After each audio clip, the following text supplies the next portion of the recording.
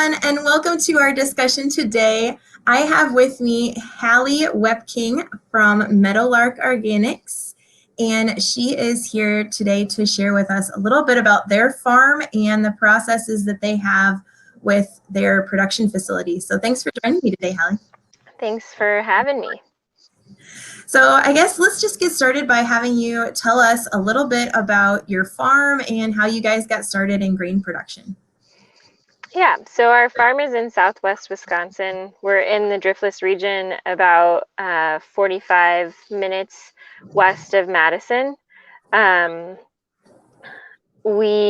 husband and I farm with our business partner and mentor, Paul Bickford.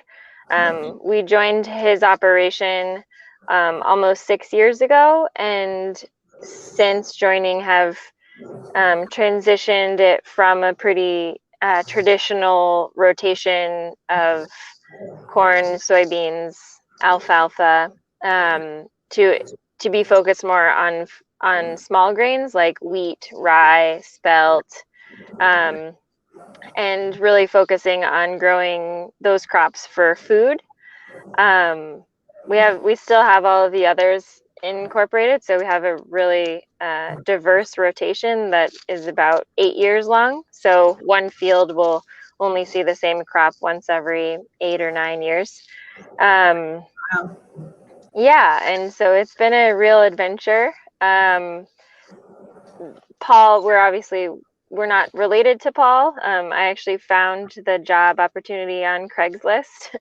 Wow, that's pretty unique. Yeah, very unique. Craigslist doesn't really need any like promotion, but I feel like we could be real spokespeople for them. But so part of the process has been figuring out a transition plan for us to gain equity in the business. And part of that has been really focusing on value added.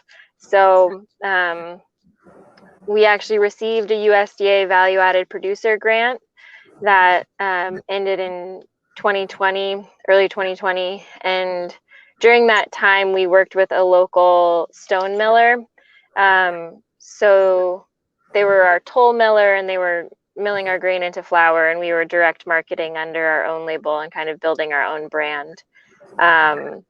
And on the farm side of the things, we were really focused on growing high quality grain, and also we built out a grain cleaning facility on our farm, so that we could just have the highest quality product that we were able to achieve. And then in the last year and a half, we've really been working on a transition with the mill to take over that processing side of things. So we just finished building an on-farm flour mill, and we're licensed last week and have moved production over there. So we're doing it all. That is awesome. From field to flour. So what is the process that so you're growing the grains, correct? mm-hmm. So what's the process that, say, like a wheat berry would take from the field to when we get it in our harvest boxes? Yeah. So for us, we use stone mills, which is a really traditional practice, which is the type that we're using right now is it's a Meadows mill. So they're natural granite stones that are basically they crush the grain and turn it into flour. So it's a very simple process. There's also an additional step of sifting where we remove the largest bran particles, but you're still getting the nutrient dense germ and the endosperm, which is like the starchy part. It just has less of the bran, so less fiber in turn, but still highly nutritious and really flavorful, but very minimally processed.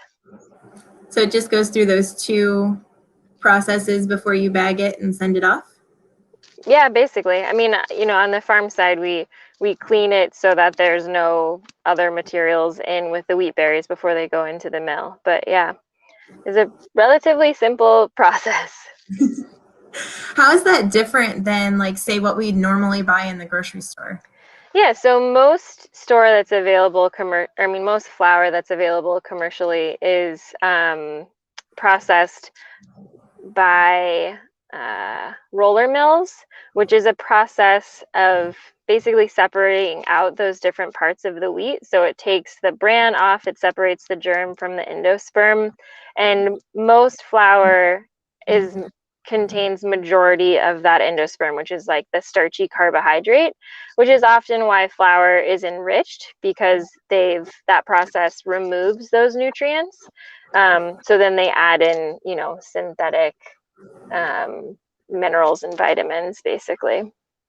Um, and what that does, though, is it does make those products more shelf stable because those other parts of the wheat have more oils, which is where the nutrients are, but it also makes it um, has the potential to go bad faster versus the industrial flour that can sit on a shelf for a year or more, and you know it would not taste any different.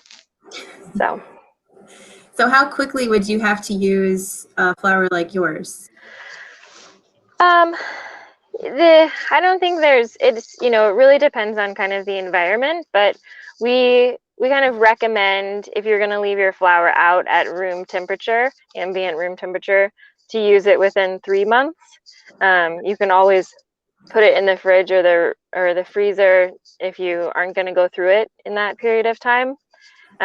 We often have, really big bags of flour around, and we'll keep out a nice container that we'll go through in a couple of weeks and pull from the freezer when we need it. But so there's a little more maintenance required, but you're also getting a lot more nutrition and a lot more flavor with that extra work. Yeah. So can you just replace what like your store flour with this flour 1 to 1? Is there anything to consider since there is kind of a different makeup of that flour? Yeah, we often recommend um, so two things. One, I would say if you use it in a recipe that you're really familiar with, you'll notice how it's different. And oftentimes what the flour is asking for is a little more liquid.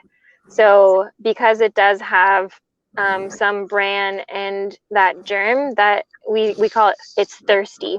So you might want to add another tablespoon or two of liquid, whether it's water or milk or whatever it is, into your recipe. Um, but once you get used to it, I don't think much about it, and I use recipes from every whatever cookbook or website or whatever, and can substitute one for one. Cool. Cool. I was reading up that you have a pretty extensive culinary background. How has that helped you with this new endeavor? Yeah, my husband and I actually met. We met cooking at a restaurant in New York City called Prune, and he went on to bake a little professionally in New York before we moved to Wisconsin to farm. Um, but now I tend to be in the kitchen more than he is because he's out in the field generally. We have two young kids, and so we bake a lot of bread and other things. But having that culinary background certainly positions us to understand what bakers and chefs need as far as consistency and quality. And also, I mean, we just have very high standards, I think, because we come from professional kitchens, and we know what it's like to work with specialty products or local products. So, we try to. There can be times when we'll have to switch lots of grain for our like all-purpose or our bread flour, and we really tried to make it so that only happens once a year. So trying to have like really good projections, and we do source grain from other farmers in the region as well. Um, and and that's really with the motivation of not asking too much from our culinary professional customers, and letting them know that we'll have the same blend for from harvest to harvest, basically. Yeah. So what are all the types of grains that you grow? Obviously, you have the wheat for the flour. What else do you guys produce? Yeah, so there are several different types of wheat that we grow. We grow some heritage varieties like Turkey Red and an ancient grain called spelt.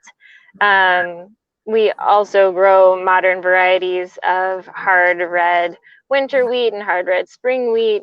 We're growing some soft winter wheats that go into our pastry flour. Um, we grow rye, and then we grow last year we had 8 different types of corn that we were growing. Wow. um, Everything from seed corn to open pollinated flint corns, which are really good for polenta, to non-GMO hybrid food grade like dent corns, which are really good for making masa because we have a few tortilla customers. um, so just a wide range.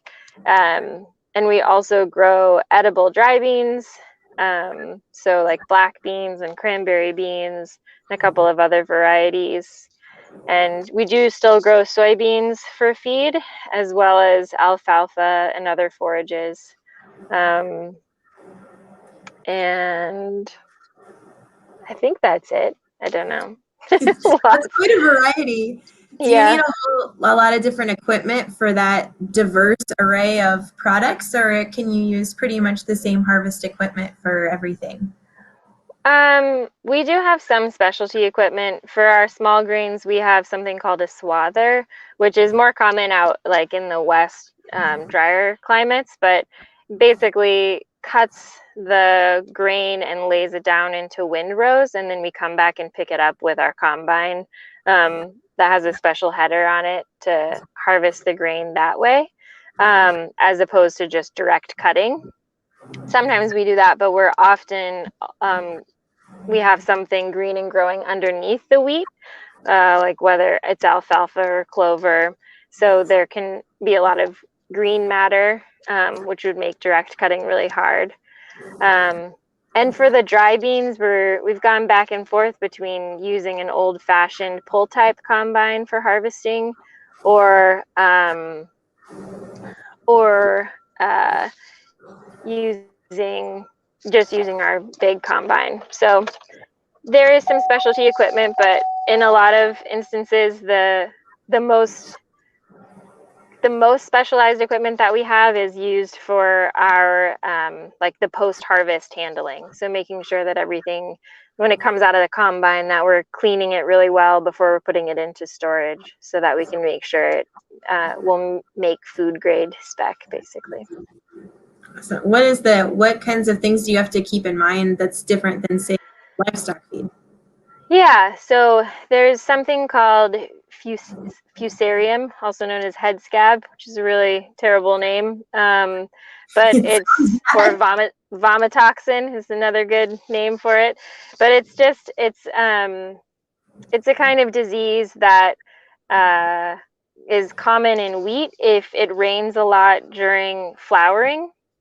So you have to hope that it doesn't rain when your grain is flowering. But also, our fields, we have a lot of ridgetop fields that are windswept. So even if it does rain, we fortunately usually have conditions where it dries out very quickly.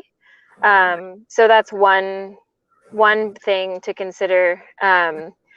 For to make food grade, you have to be less than 1 part per million in your lot of grain.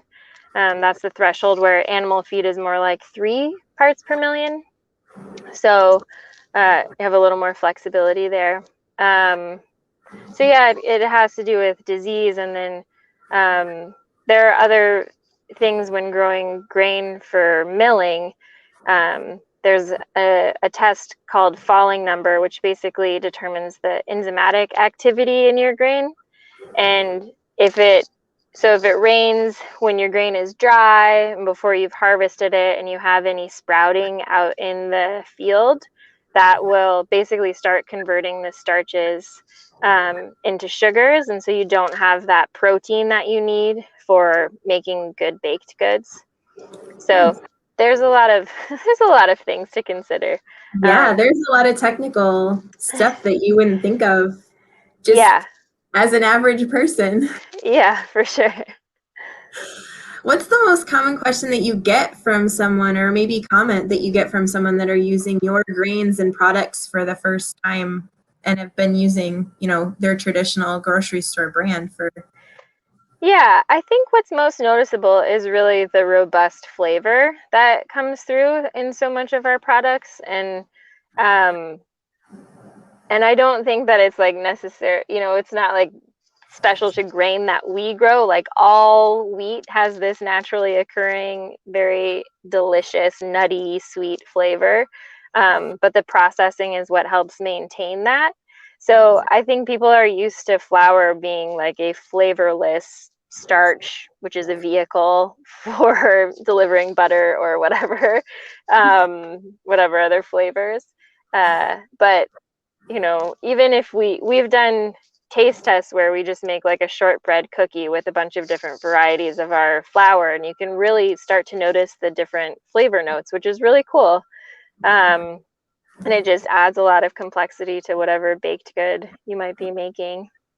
Yeah, that's a really cool thing. I encourage our listeners to try that too if they ever get you to try the regular flour against yours and make the same Hmm. recipe. That's always fun Yeah, to do side by side comparisons. yeah, for sure. And send us the results. Yeah. So what's your favorite way to enjoy your products? What's your favorite thing to make? Um, I have a standard sourdough loaf that I make a couple times a week. And I guess it's my favorite because for a while I was very intimidated to make sourdough bread, but I found a recipe that really fit into our life. And now I don't even really have to think about it.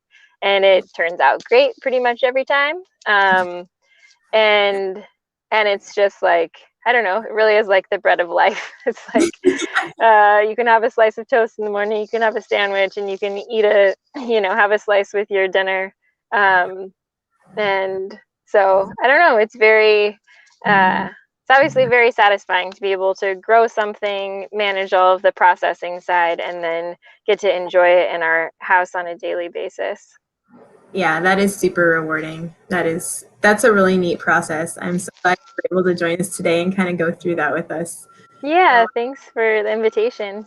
Yeah, thanks for joining us, and we hope to see more of your products in our area really soon. Yeah, thanks so much.